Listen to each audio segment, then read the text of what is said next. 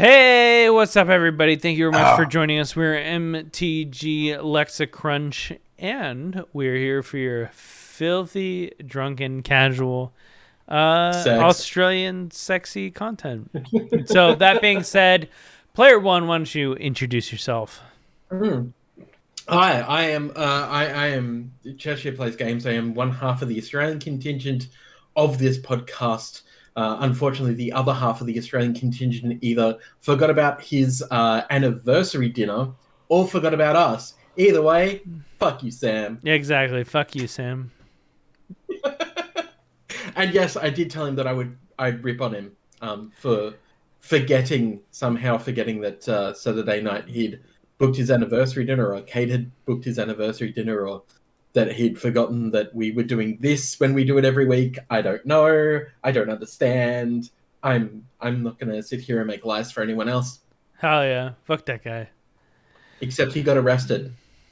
I hope he gets arrested twice. What's up, everybody? My name is Brandon, aka the producer, host here at MTG Lexicon, and I'm going to pass it over to my other co-host here. Before you do that, how drunk are you? Dude, I've had like 7, 8 shots. You just slurred that entire sentence. Like you've been licking slugs. Wait, let me... Bro, I've been drinking all night. Like, I went to Forbidden Island. I had 5 drinks off the list. And then I don't know. I did more. Like, I'm ready to go. I'm ready to go. Let's do this.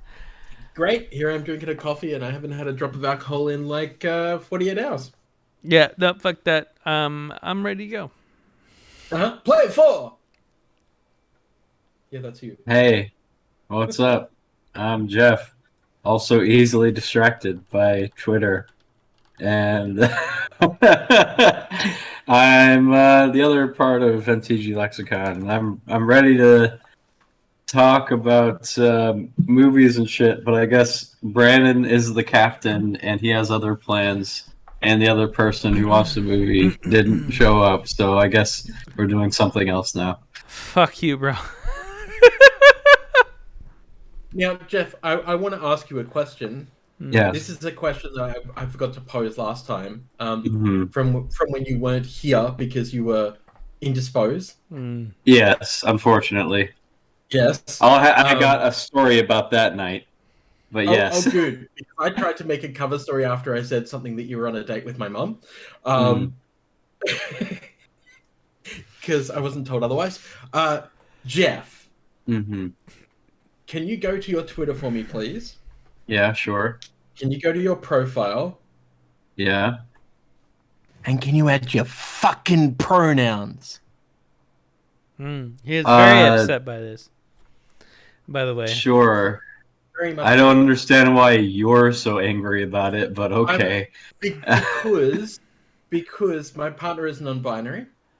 Okay. Sure. But and I want to make sure that when I'm talking about my friends and using a gendered term for that particular friend, that I get it right.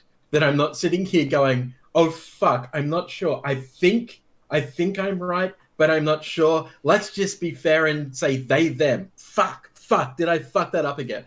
Does it go in the?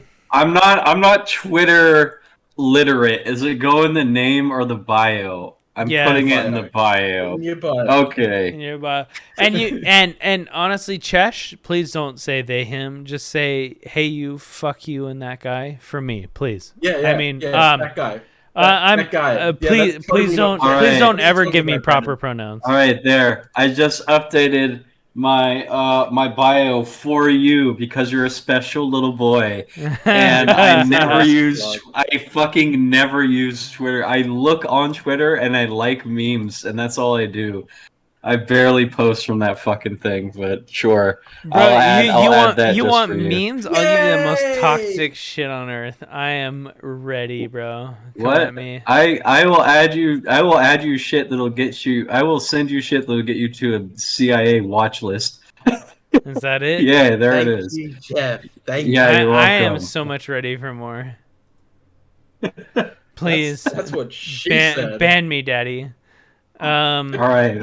Well, you can at least show me the respect of liking and retweeting my tweet. Dude, I don't have Twitter or Facebook, so go fuck yourself. Not you. Oh, sorry. Chesh, can you please like and repost?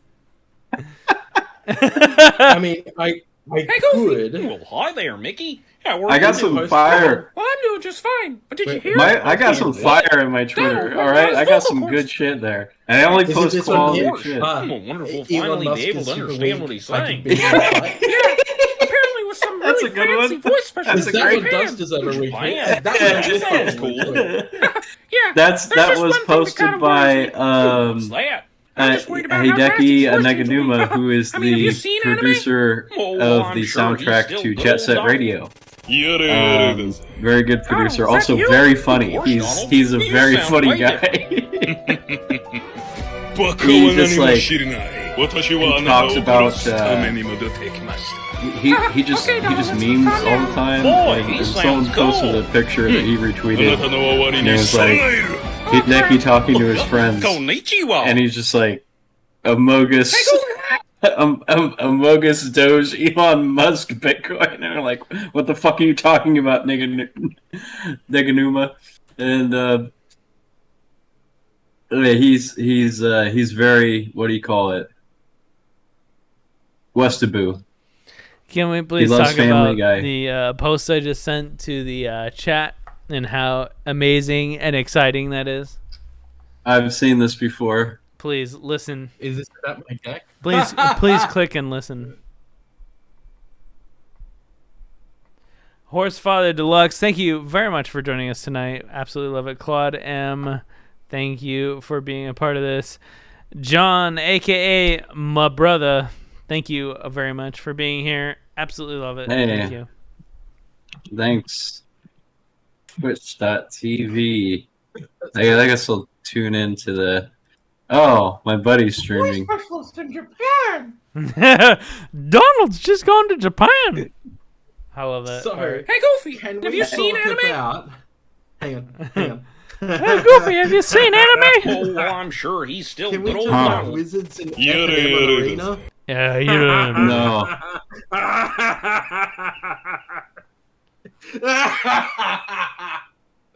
Oh boy. Okay. I never wanted to be departed from you. Hey, Claude, I never want to be departed from you, too. So Wizards decided that this week Donald, for is Friday that Night you? Magic on Of course, Arena Donald. that You they would sound way give different. everyone unlimited access to all cards on Arena for this particular event to do whatever you wanted with. And so I was a very unfun piece of shit, and I feel extremely petty, and was like, you know what? I'm not going to play a fair deck. If you're gonna allow me to break the rules, I'm gonna play 17 Dark Rituals, 2 Tendrils of Agony, 4 Peer into the Darkness, and 17 Swamp. And to be honest, I didn't even need 17 Swamp to win the game. I just decided that I wanted a turn 2 win, and then people started augmenting my deck for a 1-turn win, and then I destroyed the entire Friday Night Magic Spirit. Thanks, Oh, yeah. Wizards! That's the way to do it. So, that's the way to do it. If you're going to do it, everyone is, go hard. yeah. So everyone apparently is now playing Storm Tendrils of Agony for the Friday Night Magic. And somebody just tweeted me going, thanks, I've won 0 games out of 6 and they've all been your deck. And I'm like, if you're gonna let me storm, I'm gonna storm. I'm a combo player. I'm gonna win. Oh, Johnny, I've registered for your wedding, by the way. And also, I by the have way, not. how are you going to ask us questions midway through the fucking info, but not put the same information at the end of which? It doesn't make sense. What? No. Like he asks all the questions, but doesn't reply with the answers for the questions that he asked during the time that he asked them. What? In the Google What? form. In the Google form. I have no idea what the fuck you're talking about. Don't worry about it, bro. Either way. Yeah, Controllers, baby. Are you too drunk to fill out the Google form? I already filled it out and answered it and followed up with every portion of it. Fuck. Okay. Wait, Oh, really? controllers. This is what you've decided to go with? Yeah, this is Look, dude, the journey we're gonna be on. We're no in Brandon's junk no boat one journey. said anything. Brandon's drunk safari Because extravaganza. you- Let's fucking see where this boat takes Hell us. yeah. I'm sorry, Brandon, but you are incorrect because I do believe I said, "Hey, have we done Marvel movies yet? We should totally do Wait, we've Marvel done movies." Marvel movies. And you went, "Oh, I don't think we've done Marvel movies." And then you went to this. Yes. So No, we did Marvel movies. we I did remember Marvel this. movies, yeah. But I went to controllers, so I'm sorry Maybe that we you should have have done never DC played a game in movies. your life. All I used to do is play on consoles, I'm sorry. Mom. Have you never played a As a game in your console. life? especially with like her little stick. It's just- All I right. don't even. All right. Okay. Here's how this is gonna go. Chesh says, I've only played maybe one or two of these systems. I'm not familiar with these controllers. And Brandon is going to, all right, let's do this. Just like, oh, you know what, guys? I've never really played I'm any of the sorry. Star Wars games. Maybe this is not a good one to do because I've never played. Sam and I have never played a Star Wars game. Yeah, let's rate all the Star Wars games because I've sorry. played all of them. You- Fuck you, I feel Brandon. like you're talking about yourself because the rest of us have played Star Wars games. Have you seen up there? Do you know what's up there? Let's start it's- with the very it's a little blurry. specialized. I see a very special- Pokeball. Let's I see. start.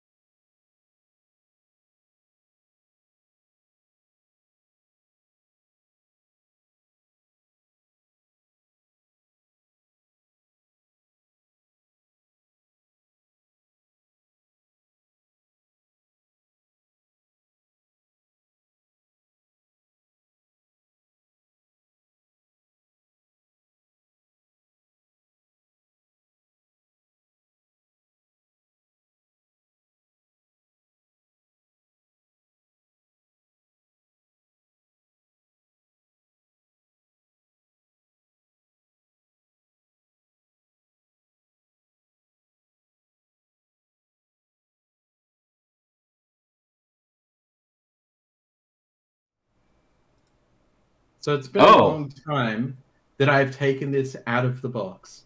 Wow. That has all the buttons on it. How did you manage Yes, to get all the because- buttons on it? Well, this is a special PS2. Damn! I forgot I even kept that. The little booklet. This have is to a keep the booklet. specialized fighting stick controller for the PS2, which came out limited edition for Dragon Ball, which is fantastic. But yeah, I'm pretty sure we've owned almost every single console since the 90s that has been released.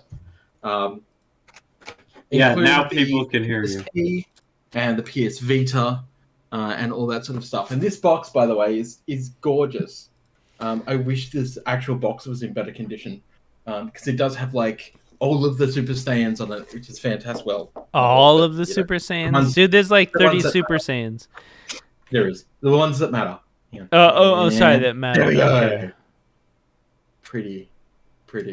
Nice. But yes, so I also have a turbo controller up there somewhere. I have a Halo controller. When you say up there. turbo, is that the one that like you press a single button and it goes like 3 times over? Yes, Okay, Yes, it excellent. is. That is a Yeah. real turbo controller. it is a real turbo controller. I absolutely because originally I wanted it for fighting games, and then I modified it a little bit so that I could use it with a Switch. That's honestly Because- all I could ask for a turbo controller. Yeah, because Pokemon. What Pokemon? There You was mean there Street was a whole Fighter? thing- Yeah, no, there was a whole thing. Don't worry about it. Yeah, What? yeah. I Yeah. can't. There was a whole thing that was supposed to happen, and the game never came out. So I don't know if I can converted the accept this, controller. but either way, okay. I'm just gonna say okay.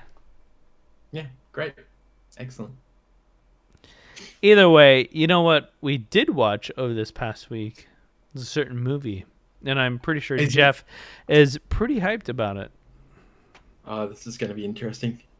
Oh yeah, one of my favorite movies of all time, Drunken Master. Okay, let's Starring move on. Jackie All right, Chan. so anyways, this week in Magic community. No, I'm kidding. Seriously, Drunken Master. Fucking love that movie. I've seen it 100 times, and honestly, like, I think the sequel is not as good as No. the original, and the reason Well, why I said there it was- is because there's a lot less what's the word? Choreography. I don't know. There was an original sequel to the movie that didn't get picked up for American audiences, but then there was an American sequel called Legend of the Drunken Master, and Yes. it's not very good. No, it is not. The original sequel is called Dance of the Drunken Mantis, and it's fucking. It's not as good as the original movie, but it's still pretty interesting to watch. I liked it. It had to do with the antagonist to this movie was, I believe, the main villain's teacher. And he knows mantis style kung fu paired with drunken boxing, and it's like in the movie, like virtually unbeatable. And if I remember so correctly, in the second one, he goes to save the girl, and that's the main, like. we're talking about point. the original sequel, not the. Sorry. Well, I don't know. Have you guys seen the original Why are we sequel? talking about the sequel? Shouldn't we be talking about the actual fucking movie? Okay, what are your thoughts on the movie? Well, it's funny you should say that. Okay. Oh, we got Sorry. notes. I love it. So here's the thing, like, so when I watched this movie, it brought back memories of watching this movie whilst I was drunk, which is hilarious. About 20 odd years ago. So it would have been, I think when I watched it, it would have been about 26 years ago, because I would have been about 17. Back then, you had two versions. The version that had the shitty English dub, which generally speaking, and this is going to sound like I'm trying to upper class myself, but I generally stay away from English dub old stuff because the English dub old stuff is fucking problematic. This definitely doesn't escape that, and we'll absolutely get there. And I prefer subtitled, even though I am legally blind and it's hard to read, so sometimes I just don't bother watching them at all. But all Jackie Chan movies are, generally speaking, pretty good, right? Mm-hmm. I forgot how shit-ass boring this movie can be. Oh, wow. All right. Yeah. But I also forgot how fucking problematic this movie is. Which it starts with the assault of a woman, a sexual assault, mind you. Let's be honest. Let's be clear. And then after the mother comes to the rescue of the daughter, Jackie Chan's character calls her a dumb bitch. Now, I want to specify this is the English dub, and I don't exactly remember the Japanese dub, and I don't remember it being as harsh as this, but I could be wrong. Japanese. Chinese. Generally just as problematic, yes. No, this is Chinese. But sorry? You said Japanese stuff. Sorry. It's I've had a Chinese. very long day. Yeah, it's Chinese. So it's hilarious that actually turns out to be his aunt and his cousin, which just brings up other problematic issues that don't really matter because whatever. Yeah, Claude. I've also written down here there's a couple of really problematic scenes that don't seem problematic when you originally watch them, but under today's radar seem a little bit odd, perhaps. such as the horse stance punishment, when his teacher whips out the feather from the duster and starts tickling his chest, and it was like, that's a bit more sexual than I was expecting. Why Really? is my brain seeing this? 50 Shades of Grey is sexual? okay, but him getting tickled by his master and No, 50 Shades of Grey is not okay. cuckold Shades of Grey by has never his been okay. aunt and fucking cousin is okay. Never okay. No. But generally speaking, the one thing, and I have to really just kind of bat home a point here, is that the one reason that I really like watching these movies isn't for the fucking story. It's the same reason I watch action movies. It's generally not for the story, right? Yeah. Most middle career stuff of Jackie Chan's is brilliant. Like the Police Story and stuff like that. Was it Police Story? It wasn't it? Police Story 1 through 4. Yes, thank you. Operation Condor, have then everything else thereafter. Yeah, have generally pretty good stories, but a lot of the earlier stuff is kind of like, I think it a bit depends on what you call wishy-washy early, story-wise. right? Because you got everything gorgeous and back was absolutely stunning from Jackie Chan. Everything gorgeous and forward was like, okay, like this is atypical. Story-wise, though. Yeah. And Like- you got things like, what is it? Gorgeous. You've got Operation Condor, Rumble in the Bronx. Technically, before the rest of that was First Strike, Jackie Chan's First Strike, and then everything leading on down the line. And then after that, Operation Condor was... oh god, it's Tuxedo, it's Double Dragon, which is the one where he does the duplicate thing, where it's like him and his alter ego brother or whatever, and they have the whole piano moment. And then there's Who Am I, which Who Am I really believe deserves to be along the earlier stuff, because Who Am I is one of my absolute favorite Jackie Chan movies, where he's in Africa and he forgets his memory and a bunch of stuff. Anyways, with Who Am I and what was the other thing that came out shortly after? The Spy Who Fucked My Later Cousin's Ex-Wife's Boyfriend's Saturday Night Sister Who's in Love with My Brother. Like, it literally, there's like a turning point in his career, and everything after that point has been, I don't want to say Questionably trash, bad. but it's been questionable. Everything before that point has been amazing, really good, just solid stunt work and choreography that I absolutely respect. And at some point... What, you didn't like The Foreigner? I loved actually The Foreigner is one of my more coveted Jackie Chan movies, where he goes back to its roots. And honestly, the savagery of The Foreigner is on par with Rumble in the Bronx for me. And The Foreigner is really good because it goes to Jackie Chan's roots of the guerrilla warfare style of, strike and retract and not be visible, right? You're not a target, you're not a threat, you're not on the radar, because no one can see you, because you do what you do and then you're gone, right? Rumble in the Bronx, one of the very first scenes, he shows up, he does his thing, and he disappears, and everyone's like, oh, who is this guy? And it's like that's the kind of mystery that I like in my Jackie Chan movies, when he does things like Rumble in the Bronx, Who Am I, stuff like that. Like, he comes out of nowhere, shows up, does this thing, and then disappears, and everyone's like, oh, what is this? Like, it's kind of nice to see that kind of caricature in his movies, because it is so far expected from what is the norm of that. I don't want to say predication of what people expect, but the normalization of what people have come to observe, right?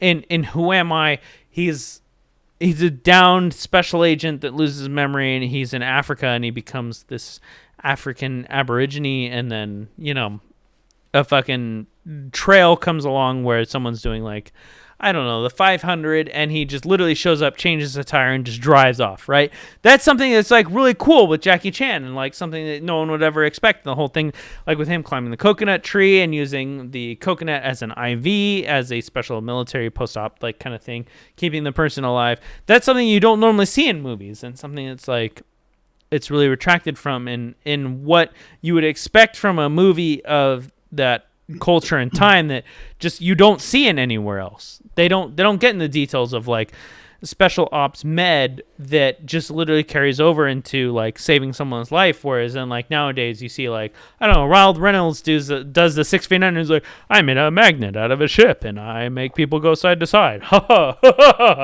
Like, I don't want to take away from Ryan Reynolds, but like they detract from the fact that the individual personality of someone who has gone through the training and special ops and stuff like that is detracted from the story and what they do. And I personally appreciate the fact that they went to that length to show it. Whether he was himself, Jackie Chan, a special ops operator or not, they took the time to show that that's where the basis of the medicine from what had started had to come from. Sorry, that is lengthy. I'll shut up now. It was lengthy. So the point I wanted to make here is that I think I dislike this movie these days because Jackie Chan is only half the hero that he is in most other movies. Generally speaking, in this, he is a spoiled little piece of shit and deserves to get beaten up every time he gets beaten up. And I think that that's why I dislike this movie more than I probably should, because the choreography, other than, and I gotta say it, other than the initial, it's secondary, really. The secondary fight scene at his father's place with the sword. So the sword play in that particular fight scene was trash. It was horrible. No, wait, it was just before that. It was still in the market, so it was the second fight scene. But the sword play fight, I couldn't disagree with you more on that one. Yeah, I was about to watch it, and it's like I was about to say it's horrible. really fun. It's so fun to watch. The timing of it feels structured, but the sword play itself is very charismatic, right? Where they go huh, huh, huh, but every move that has been done feels entertaining is a good way to put it. It's almost like it's a kung fu movie made to entertain. You know, I would go so far as to say that it is entertaining. Yes, just venture a guess, but maybe that's like the purpose of the movie. No, so the problem I have is that when you watch all of the other fight scenes, right? Mm-hmm. When you watch how those fight scenes are structured, the way that the two fighters or actors are interacting with each other, the timing is spot on, except for this one fight. No, I'm sorry. I will argue with that in the scene where his aunt shows up at the studio and they have a fight with him and his cousin, who is a female at the time, and he loses miserably to his aunt. And that's another scene in the same movie. That's another scene that he just. It doesn't. Did we watch the same movie? Where are you going with this? All I'm saying is it's not the same as like when he first meets his aunt and his cousin in the market, right? That's the second. It's the same. It's the same part of that scene. It is the extension, right? Because it's literally around the corner from the market that he runs into the dude with the jade figure or the jade jewelry, basically, where the dude just slams it on the ground and then Jackie Chan decides to get involved. That's secondary scene from the aunt fight scene. The aunt fight scene happens and then Jackie Chan's all like, hey buddy, you shouldn't have broken that and you should pay for it. You've picked the wrong day because I'm having a really bad day and I keep losing, so I'm going to beat you real bad. It is literally the second fight scene in. I get that, but at the same time it's like maybe it's because I've been there, done that kind of thing, and maybe it's because I'm saying is the timing on the sword itself, like when you watch that particular fight, right? The timing on that fight is off.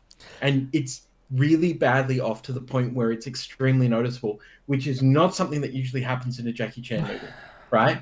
Or at least in a movie with Jackie Chan. Even when it's the other fights, when it's bow staffs, you know. I can agree with you bow there. staff I can scenes agree with are you there. all on point. But that's what I'm saying. Like the actual sword fight itself, like, is off-timed. It's not timed correctly, and you can see it really badly. As where all the other fights in the movie, like, you can't tell at all. It's seamless. It's you know, it's two people basically doing capoeira. Don't make Only the comments strong. about Yes. Yeah. strong capoeira. No. We know Please, that. please continue. I'm saying that they're doing a dance together that is perfectly timed, except for this one fight, and that was frustrating. Do you want to know the reason for that? You mean only the strong? The reason for that is they had to speed up the scene to make it look like it's happening in real time when it's not. There's a couple times they had to speed ramp it, and you could tell, I mean, pretty immediately what it was. But I mean, yeah, but you know what? They're working within their means. And to be honest, like Drunken Master, the first one, not the second one, that is a really fun movie because it didn't take itself too seriously, and that's something that I absolutely respect about it, and one of the reasons why I've seen it a lot. Well, let's continue to hear Chesh trash. Let's sorry. trash this movie. Chesh, please continue. Shit every part of this movie, please. I mean, I wasn't, but I can if you want. Oh, please, please. Come on, my chest, Daddy. One good thing to say out of your entire talking, but okay, let's. I mean, let's hear it. As I said coming into this, I said, you know, like, I was excited to watch this again after, like, what, 26 years of not seeing it, only to watch it and go, oh, this is not as good as other Jackie Chan movies. And I actually think that this was, correct me if I'm wrong, 1978, which was one of Jackie Chan's first movies.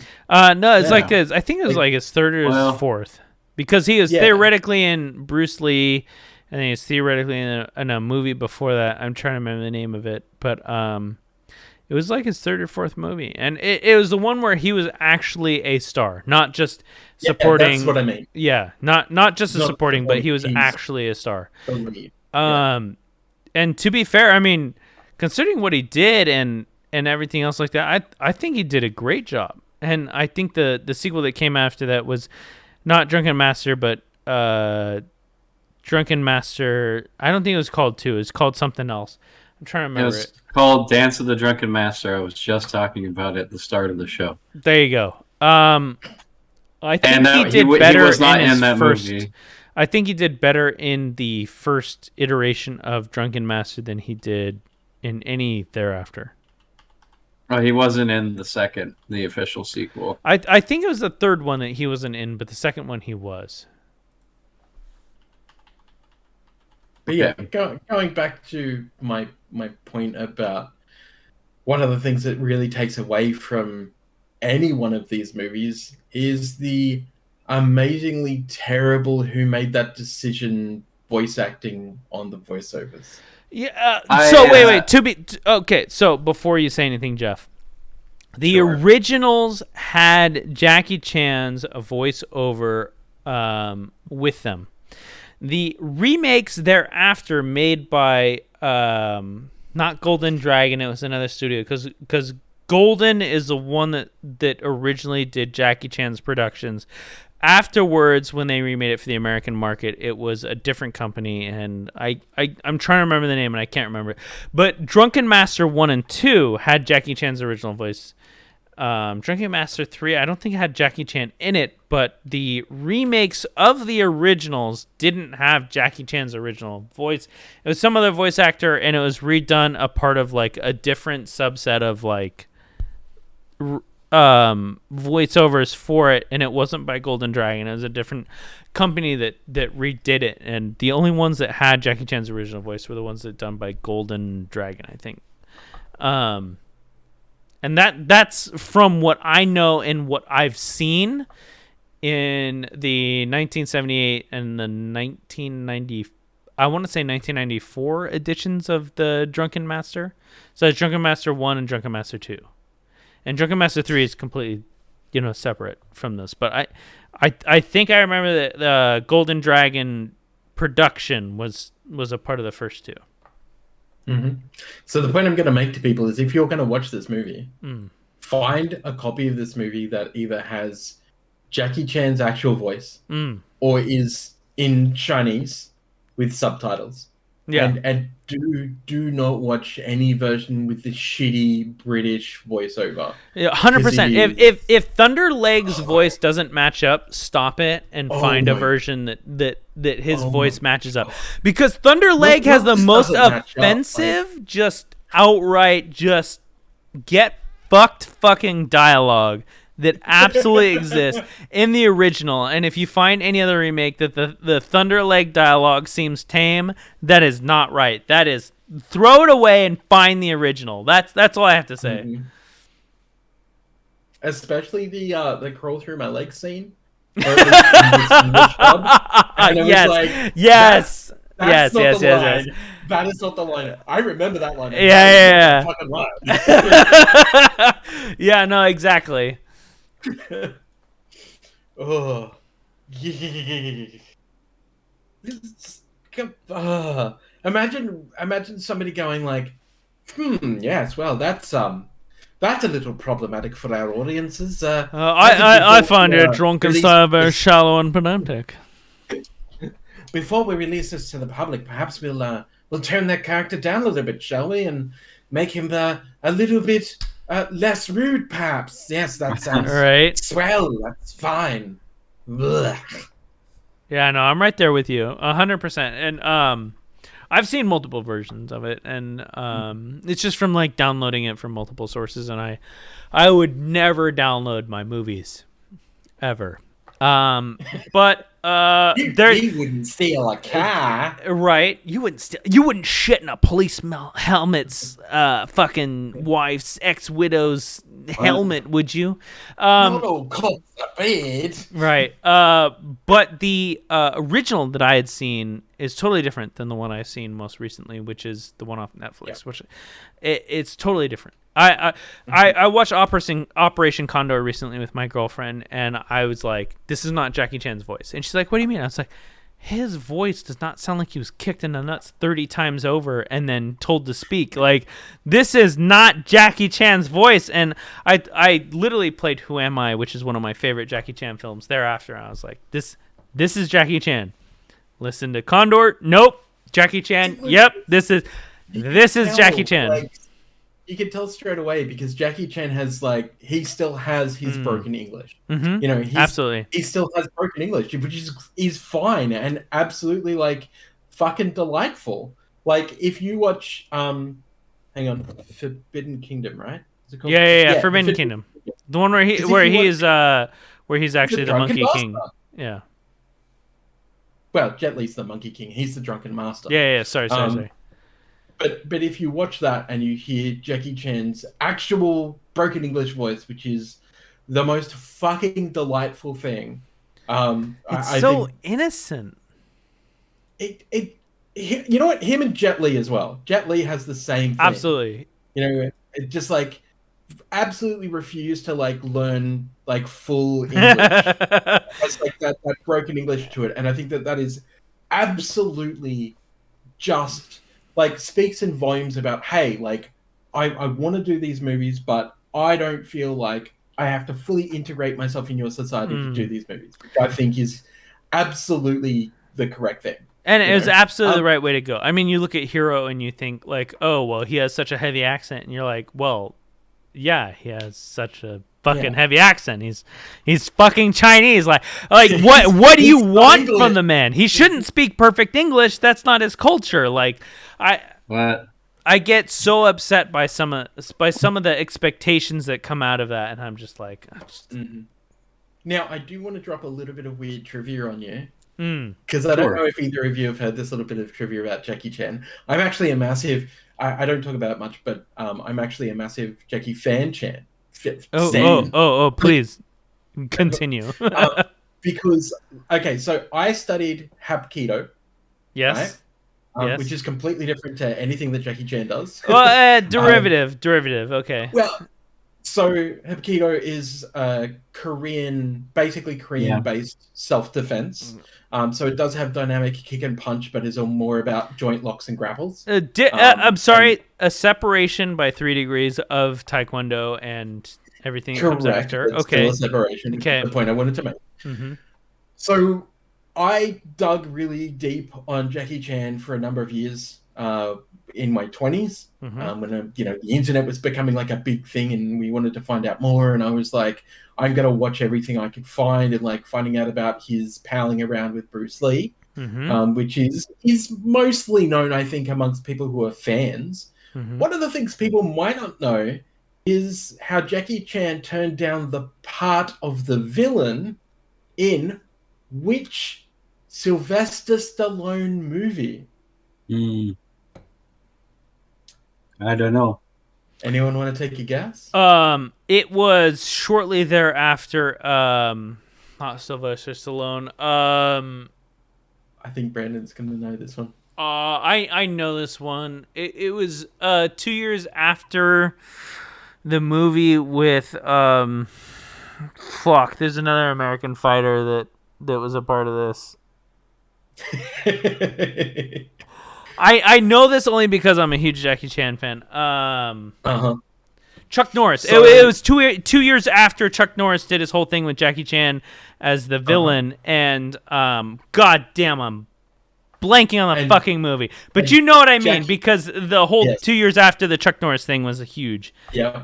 So what happened was Jackie Chan didn't want to be typecast as a villain in every movie because of his background. Because of, he was just... He was playful. He was playful. Yeah. He's very playful, and he was like, even if the character is a playful villain in this particular movie, which is the way it was written, he didn't want to be looked at the villain, because at the time, even now really, because it's made a resurgence where there's random violence against people of color and Asian people and stuff. He didn't want to be that catalyst to be yet another Asian villain, basically. Right. So he turned down the role of being the villain in Demolition Man, which wow would have been very cool. And there was a movie before that too, though, where he was a part of it with not Bruce Lee. It was another at the time, it was another famous Chinese martial artist. Oh my god, why am I blanking on his name? Fuck. Anyways, continue. I'll remember it. Are we talking about a Hollywood movie or? Oh, god, it was long fucking time ago. I'll look it up. Let me look it up. I'll give you. I don't know. Look it up. But that was just a little side by that I wanted to give everyone, because that's interesting. It took ages because Jackie Chan was basically like, I don't want to be the villain, and then because of that, because he wanted to try and like forge his way through Hollywood, basically get into like bigger Hollywood movies, and that is one of the reasons, that he eventually took a step back from Hollywood for a long while, because no one wanted to hire him, because they were just like, but we want you to be a villain. And he's like, I don't want to be a villain. Like, I'm not suited to being a villain. And if you write a villain that's, fun and funny, it takes away from the villain's menacing attitude, which is funny because when you watch Demolition Man, like Wesley Snipes plays up that part of like extremely menacing but kind of funny. But I don't think that Jackie Chan could have played that part as well. I think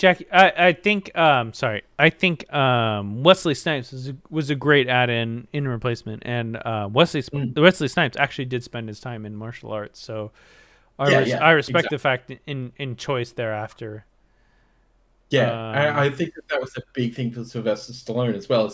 As much as I want to rip on Stallone for being a piece of shit, you know, he's he's rumored to be hard to work with.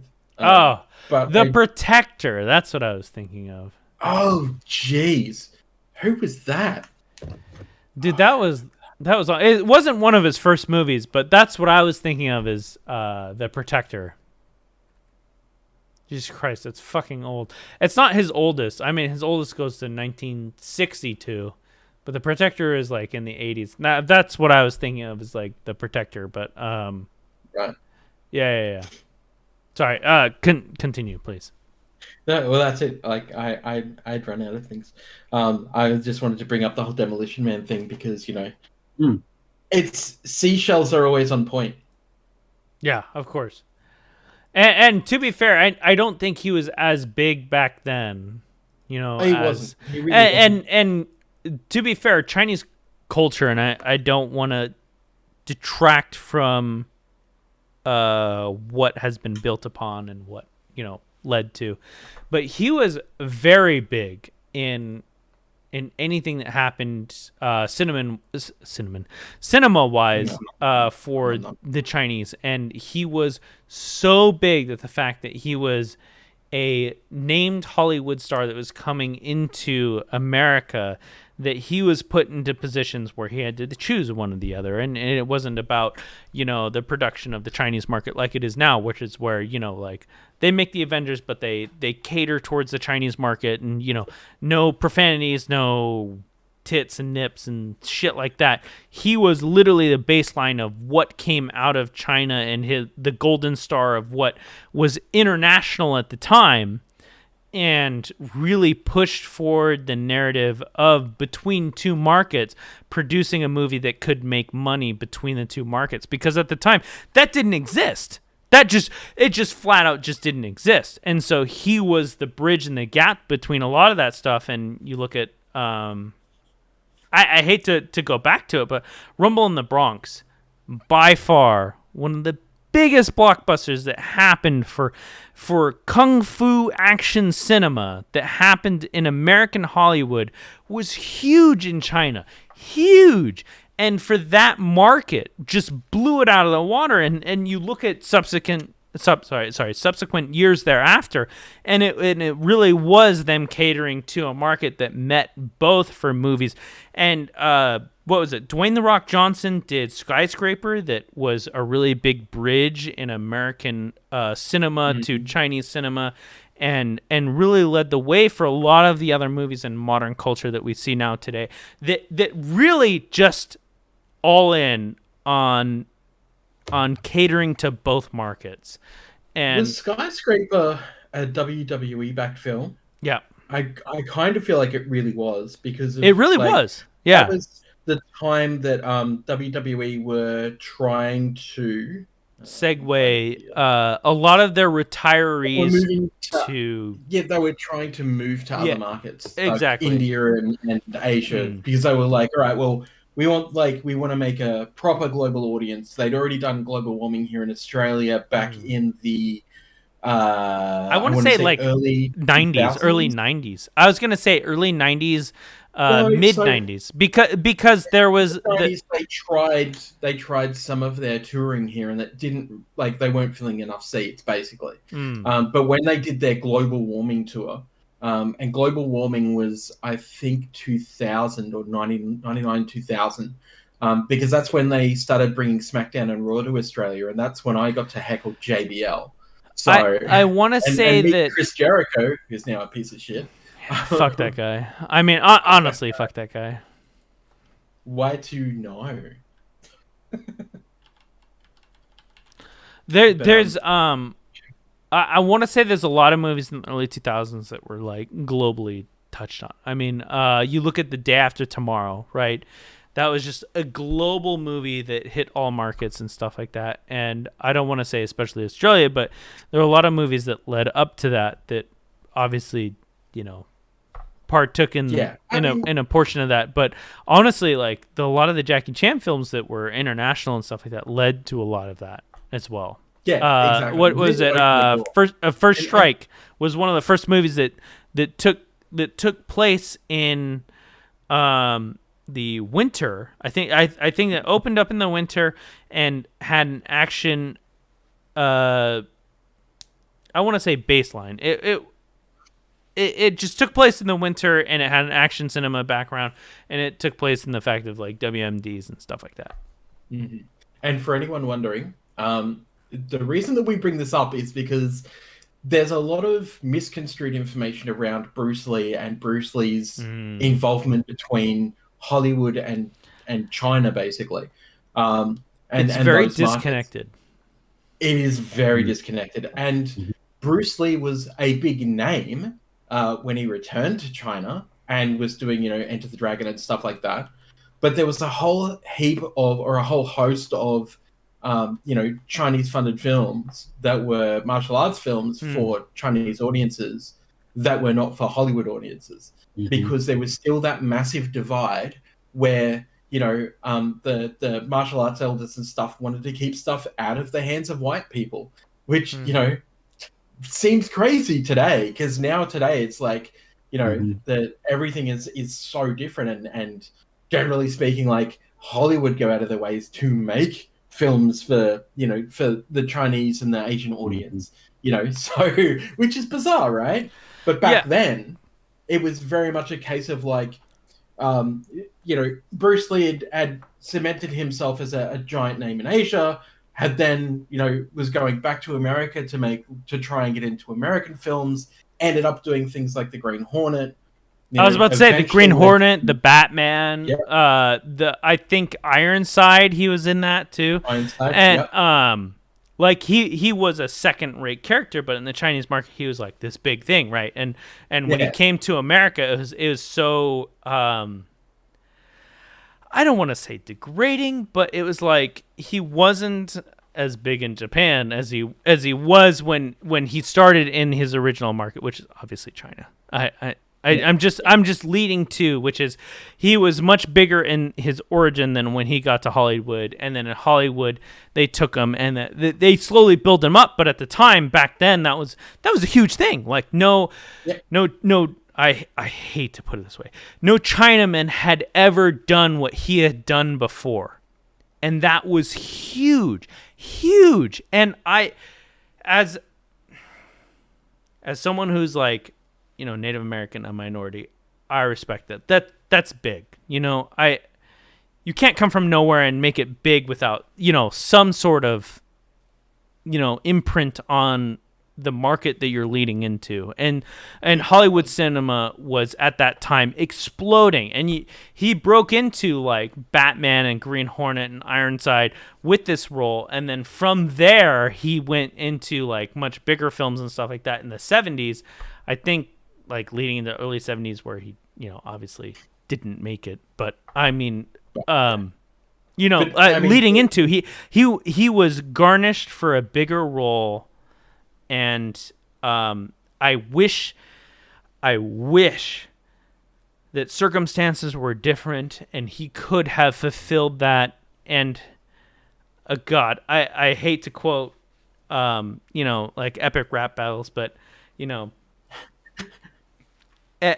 But I love epic rap battles. I know. And the sequel. Yeah, no. I wish his family made it to every sequel that they had made. Like, they could have taken it to the fucking moon. Like, Bruce Lee was, in American culture, underrated. And to be fair, it's kind of Bruce Lee's fault a little bit as well, because maybe if he hadn't been cheating on his wife and he hadn't taken that codeine, he wouldn't have died. I'm not going to go that far, but I will say that I will say that there's a lot of potential that was missed. And I, as a martial artist, and to be fair, I'm a black belt in Taekwondo. I'm a red black in Tai Chi. I would have loved to fucking see him go all the fucking way. Just take it away. Just fucking shit on the rest of us and show us what it is to be in American cinema as someone who knows their shit. You know what I mean? Mm-hmm. I would have loved to see that happen. And unfortunately, obviously things played out differently. History is completely different. Maybe if Rick and Morty makes some fucking portal that I can go through, I can see what that would have been. But in the meantime, I wanted to see that legacy. And I want to see that happen and come to fruition. And unfortunately, it's something that'll never come to be. But I respect everything that followed that line. Mm-hmm. The point that I wanted to make about this particularly was that a lot of people have this weird idea that these guys just turned up, were good at martial arts, and just got movies. And that is not at all what happened. The biases were still there, if not so much worse than they are now. So much worse. I feel like Bruce Lee had 20 movies before he ever got into American cinema. At least. Yep. At least. Yep. He really did. Because the biases that were there for, not hiring Asian actors wasn't just what you think. So the other thing was that you had the blowback from your original country. Like, China went out of their way to try and defame these guys, and it's weird because it's like you would think that if you've gone from your country to another country and trying to make it big, that your country would be proud of you, but they weren't. They for the same reasons that they didn't want Bruce Lee teaching white folk how to white and people of color how to fight, basically. No, that's for us, it's not for them. They're foreigners, and it's the age-old weird racism foreigner thing. And that was a big thing with I believe Jeet Kune Do, which was that they didn't want it leaving the country, and it was a what do they call it, a national event, that the fact that it made its way into the Americas. And they made a whole, I think, documentary out of it too, separate from all the shit that he had done separately. And there's now 30, 40 different variations of Jeet Kune Do that now exist because of such teachings. But I mean, when it originally happened, it was very secretive and stuff like that, and at the time, people were very excited about it. And then, you look at it now, and you're like, okay, it's just there's 30 variations of it. Who the fuck cares? But at the time, it was really big, especially happening, and they kind of touched on this in Ip Man. They did a whole segment on this with the American boxer and Ip Man, and how the cultures can't coexist and stuff like that. And they had this whole timely thing about it. But the thing is at that same time is that Jeet Kune Do was passing across the water, and everything else was passing across the water for not just Chinese, but Asian martial arts, and that encompassed the Japanese, the Chinese, and Pakwa was another one, but it was lesser known. And there's another variation of Kung Fu. I can't remember, but at the same time frame, that's what was happening, and that's why it was so big when they did the Ip Man series, and why they focused on it so heavily is because Western was coming in and taking over. And what was the pride of the hate to push on Chinese, but the Asian efficacies of martial arts was so imperative and so important, because it had, honor and everything else like that, whereas the Western didn't care about honor. It's all about power and stuff like that, and they really emphasized that in the Ip Man series that came about. But that was actually a real thing that actually existed in a lot of martial arts that happened around that time, especially with the introduction of the Western civilization. Yeah, and one of the other things that people might not be aware of is back many years ago, the English controlled China. There was a big thing where the English had to relinquish control of China to the Chinese people, which a lot of people these days probably don't remember, or maybe weren't taught. And just like in a lot of countries like Brazil, martial arts was outlawed. You couldn't practice it. You couldn't fight. You couldn't hold tournaments. So everything had to be done secretive. Like because against the government, Brazil, right? The only time you'd use martial arts is to overthrow the government. Exactly. Which is fucking ridiculous. But English, you do you. Because the thing to remember is this is how capoeira came about for Brazil, because if they couldn't fight with each other, well, we're just dancing. We just happen to be like dancing very close to each other and banana way, banana way, banana. I'm sorry, anyone who's watched Only the Strong. Sorry, I apologize. A weird, cool runnings thing. I was gonna say, like, I was just gonna get awkward. Please watch Only the Strong. So the point I want to get to is like all of those things led up to guys such as Bruce Lee, such as Jackie Chan, and later on Jet Li forging this path through Hollywood. Which wasn't an easy path. And they didn't do it for themselves, for the fame. They did it for the glory of their country and the right to rebel and prove their worthiness against, obviously, the British Empire or whoever else controlled them at the time. And not a lot of people talk about the Japanese-Chinese War, but there's a lot of stuff that came out of that too. And it's something that I wish was more emphasized on. And there's a movie that came out recently that was a part of that called The 800. That was about the Japanese-Chinese War. And the great movie. Please watch that if you ever find it anywhere. It's called The 800. It's a great representation of what happened as the tail end or leading end of that war. And it's not focused on martial arts, but it gives you a little bit of context to what was entailed in the representation of that time.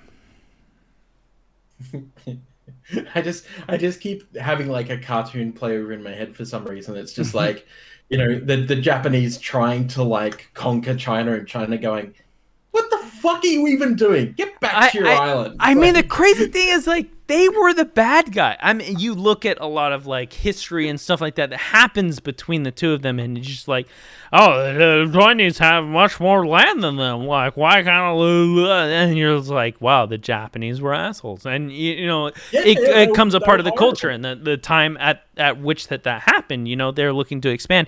But it's crazy to think about that Japan would invade China. And, you look years back. Yeah, of course. Times at yes, of course, that makes sense. But, you look at now times and you're like, why? Why would they do that? And it comes down to resources, politics, and everything else like that. But, I mean, there's a lot that went in that. And a lot of people discredit that and just let it pass in the time. And I hate to be nerdy, but that shit just... I love war and everything that happens during all these different cultures and time and stuff like that, and so I've spent a lot of time researching a lot of that, and I literally could go on for hours. I'm sorry, I'll shut up. Anyways, you two can.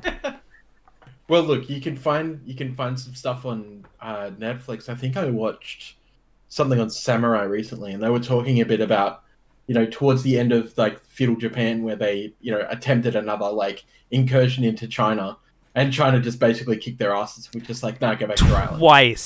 Twice, yeah.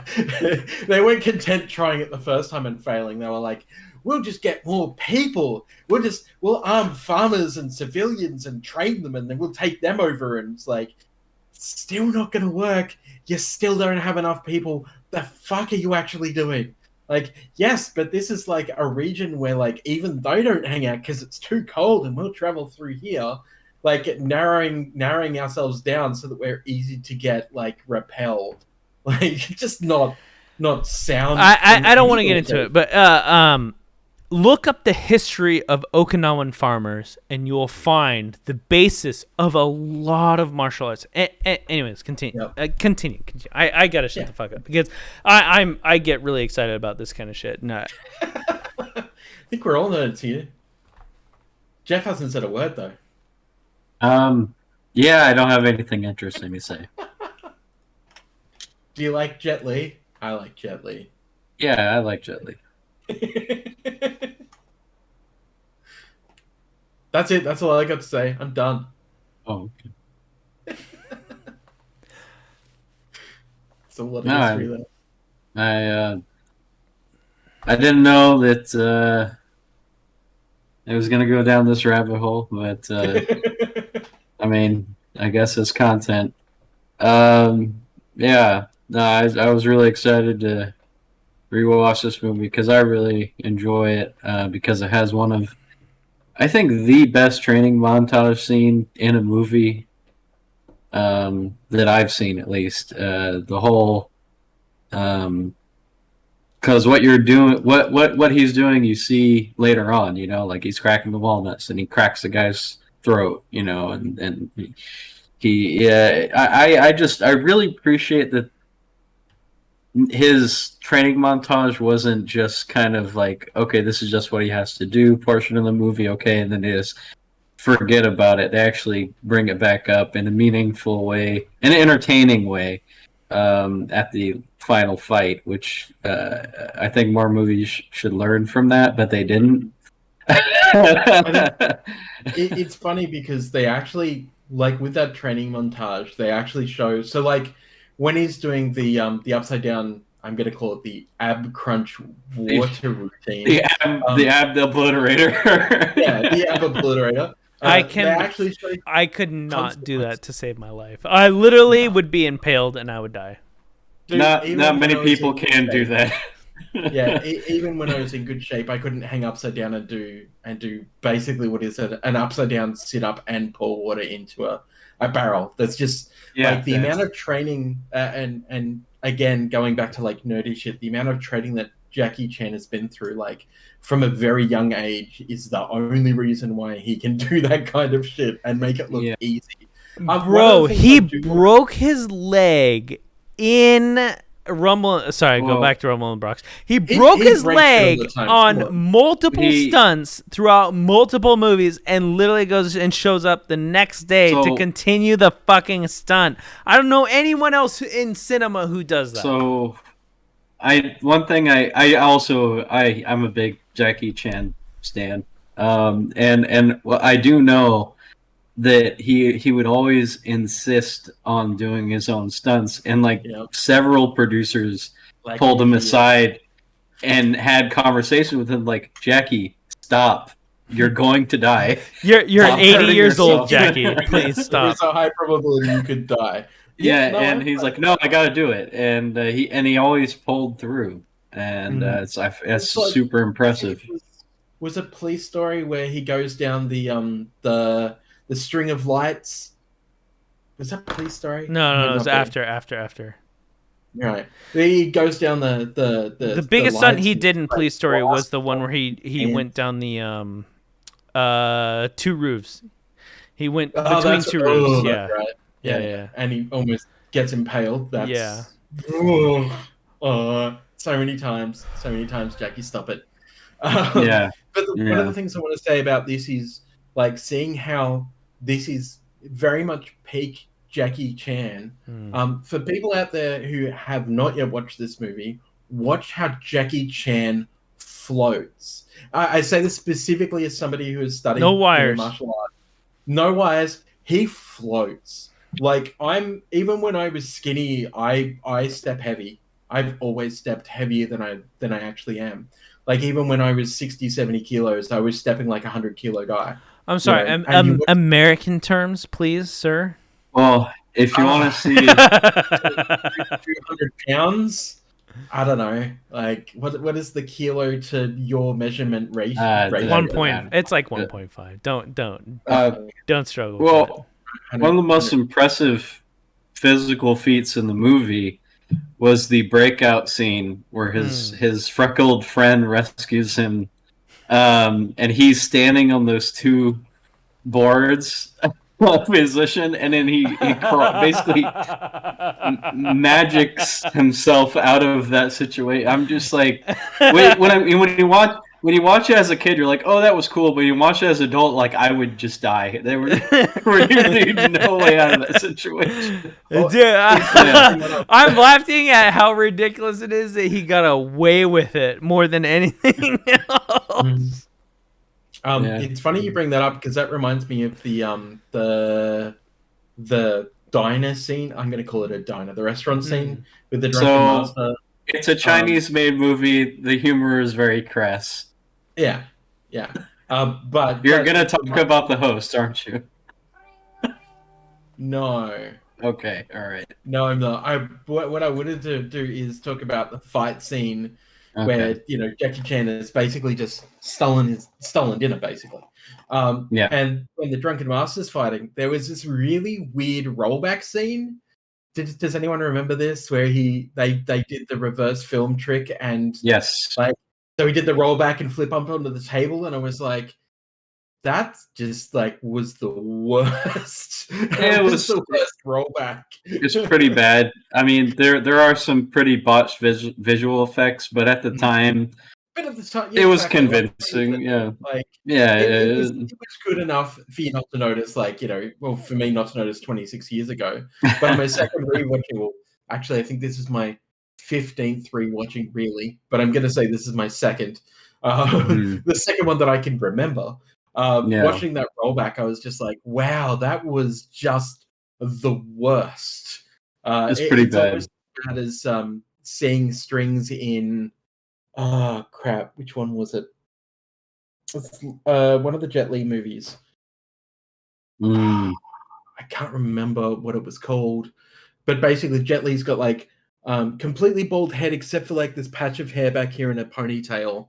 Oh, and I think I know what you're talking. Yeah. And it's just funny because like in that you can see the wires when he's doing the spiral log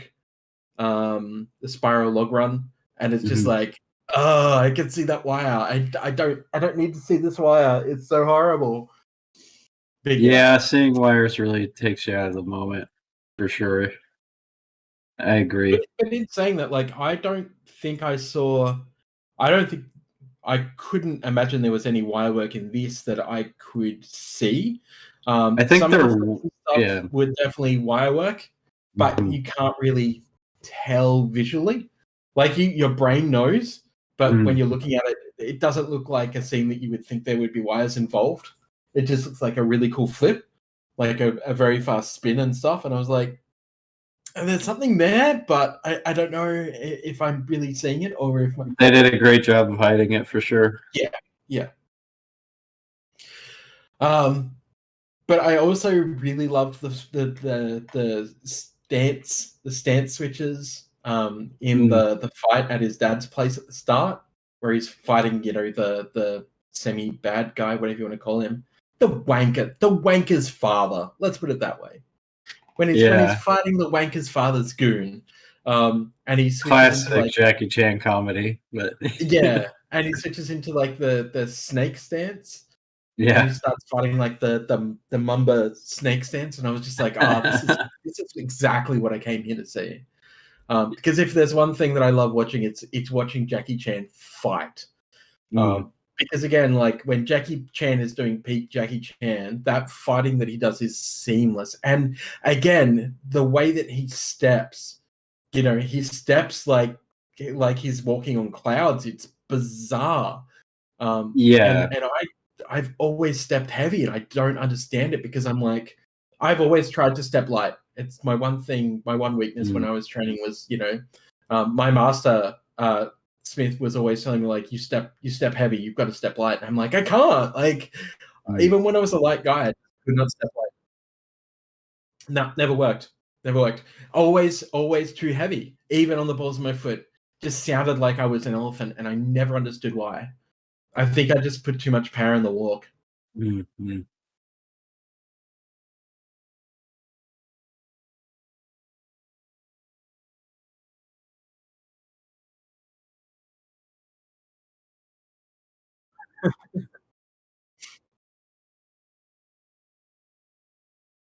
The hell is a chonkla? Sandal.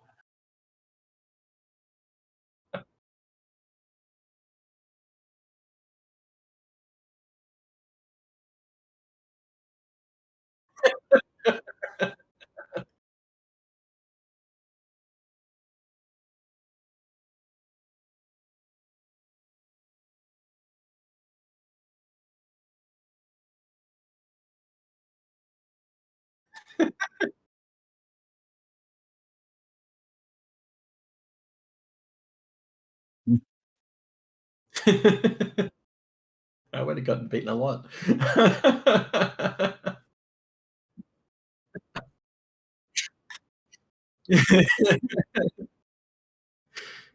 If anything, that would have just, that would have at least taught me how to block well. Yeah.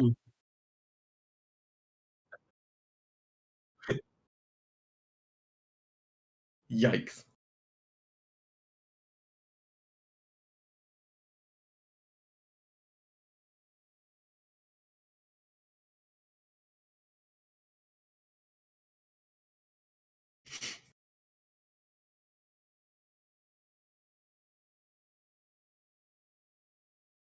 Nailing.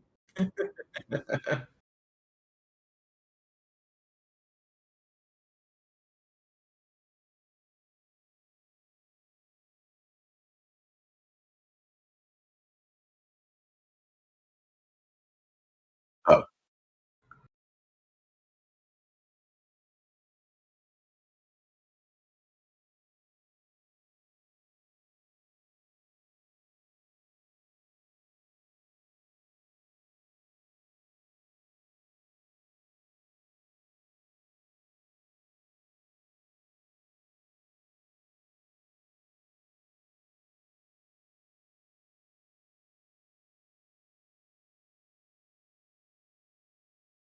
So, I think I already know where Jeff ranks this movie, and I think I already know where Brandon ranks this movie. But we'll go through the line. For me, I give this movie a 5 out of 10. Again, extremely watchable. I do like it, but I don't think it's one of the better Jackie Chan movies, in my opinion. People don't understand that a 5 out of 10 is fine, because we're so used to but a 7 out of 10 is not a 10. Like, yeah, 5 out of 10 is middle of the road. It's fine.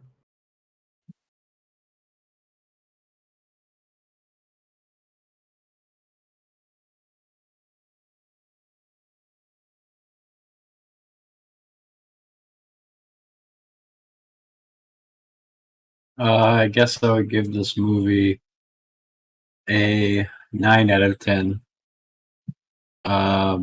I think it's terrific, and it's very, very much reminds me of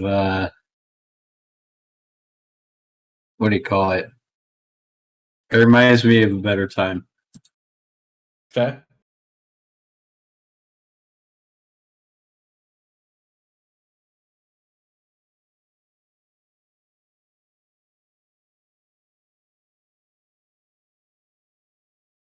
Yeah, that's fine.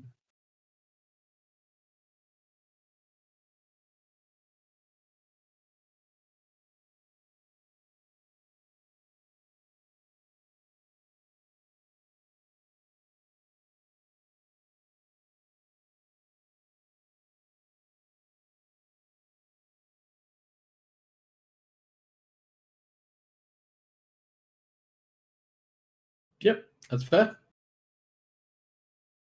All right.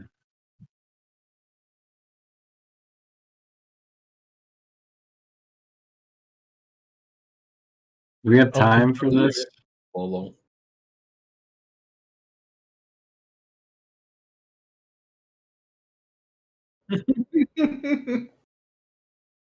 We can say that for next time.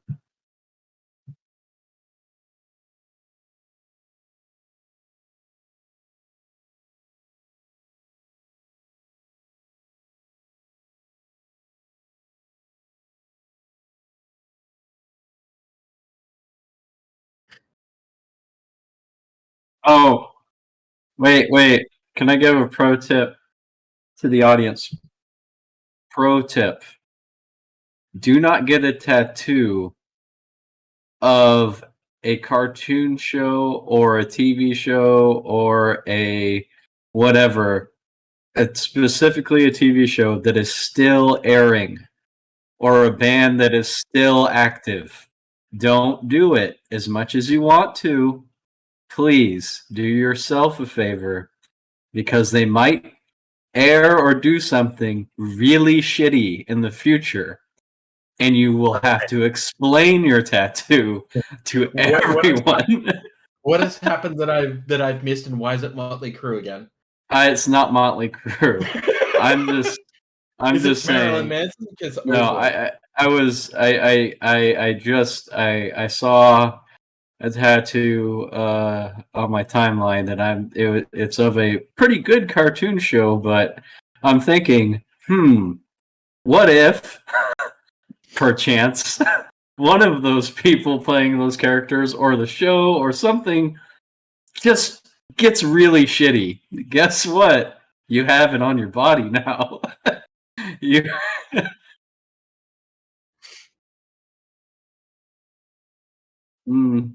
I'm sure. You mean I shouldn't get Rick and Morty tattooed on myself?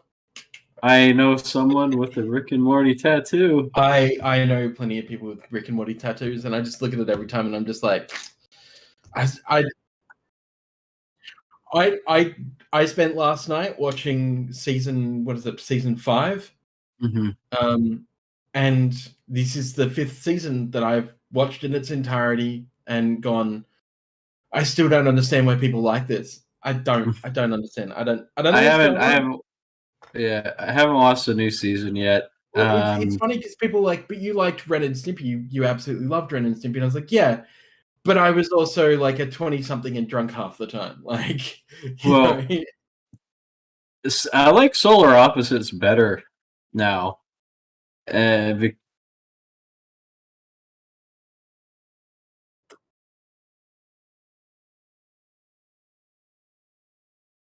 I do like it more than Rick and Morty. It has all of the... Well, it's Justin Roiland just being a madman, and I really appreciate that. He's like a crazy person.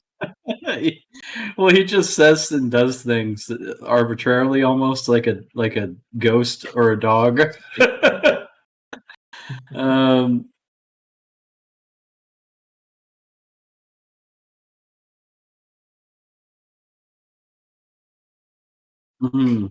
That's gross.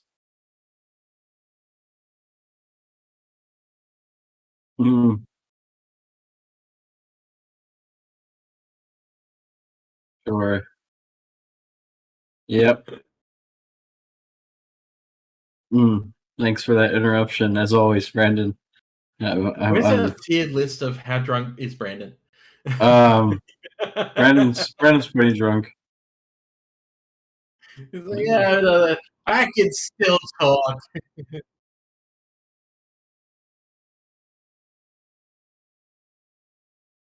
Besides you, I doubt it. There's 5 more. They're always...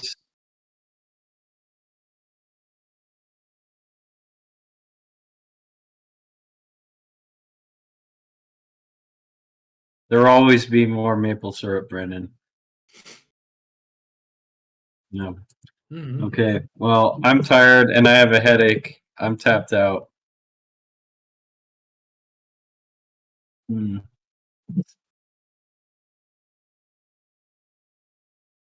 I hate sunny side up eggs. Did you Gross. just put maple syrup on your eggs? That's disgusting. But what were you putting the maple syrup on? So let me get this right. You're having pancakes and you're having eggs. Yeah.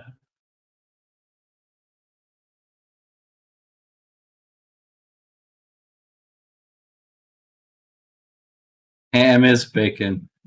How can you How can you fit all of that shit in your body? That's a lot of food. Aren't you the guy who ate that? Yeah, but that's a lot of food. Aren't you, Chesh? Aren't you the guy who ate the burrito that's about the same size as a football? You are correct. Burrito. and said that I regretted it heavily because it was too much food. and kept eating it once I was full because I But- felt like I had to just keep eating it because you don't reheat a burrito. But you did ask the question, how can you fit all that inside your body? You understand Yes, how he can fit all that in his body. I understand the scientific proportion behind it. I do not understand how you could look at that amount of food and go, yes, this is a good idea. Oh yeah, yeah. Which is the point that I'm making. Like, it's a great idea because you're drunk. Wait until you wake up in the morning and you have to take your first shit. You are gonna blow out your anus.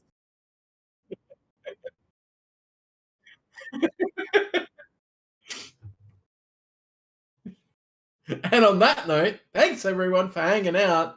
Yay. This has been LexaCrunch. Yes. Yes, it has been the most exciting episode of LexaCrunch. I feel it's been pretty exciting. We got to talk about history and feudal Japan and the war between China and Japan twice, and you know the British rule over China and Beijing. Yep.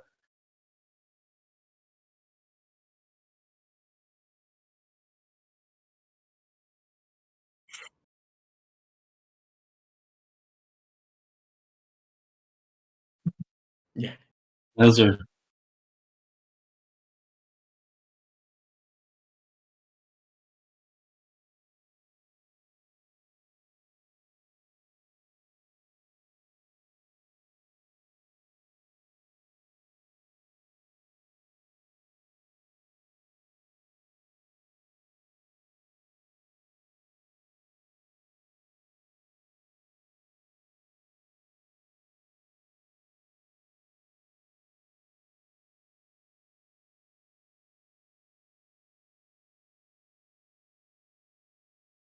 yeah, that's just the conflict between China and Japan. Great content. Jesus Christ, Brandon.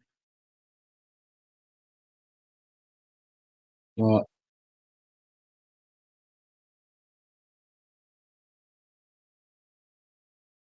It's also not widely taught, which is bullshit. So yeah, I agree.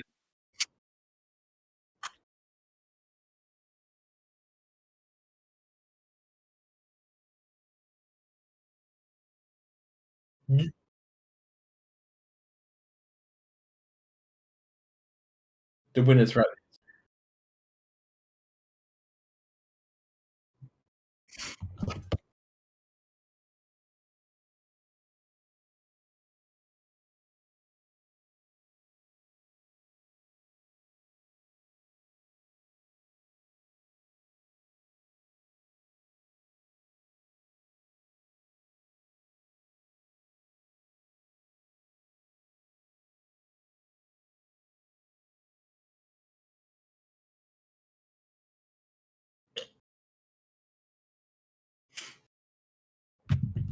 Cool. Yeah. All right, I think we're done. Yeah.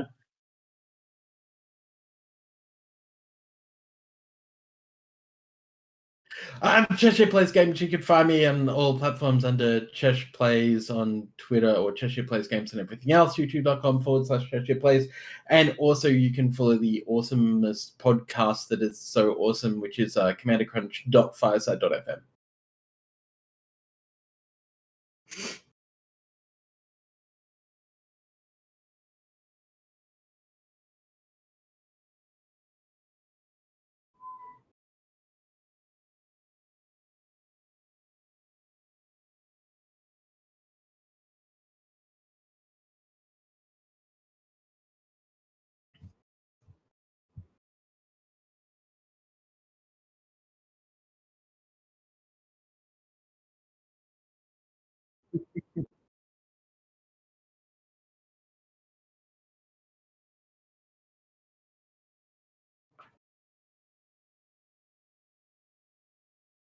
And I'm Jeff from Empty Lexicon. And catch me on tomorrow on the stream. I believe I'll be conscious enough to be there. I mean, I gotta. I mean, my sleep schedule. I might be a little late, but yeah. All right. Take care, everybody. Yep. All right. Bye.